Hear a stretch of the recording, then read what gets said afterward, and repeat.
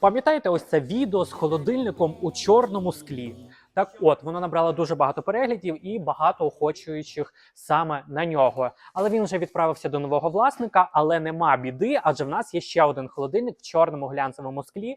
До прикладу, ось така модель від бренду Міла завишки 185 см. Доволі базова класична модель з кнопковим керуванням, LED-підсвіткою, крапельною системою розморожування в холодильнику та морозилкою на 3 шухляди з системою No Frost. Такі холодильники в нас потрапляють доволі часто, тож всі, хто бажає, звертайтесь у Директ.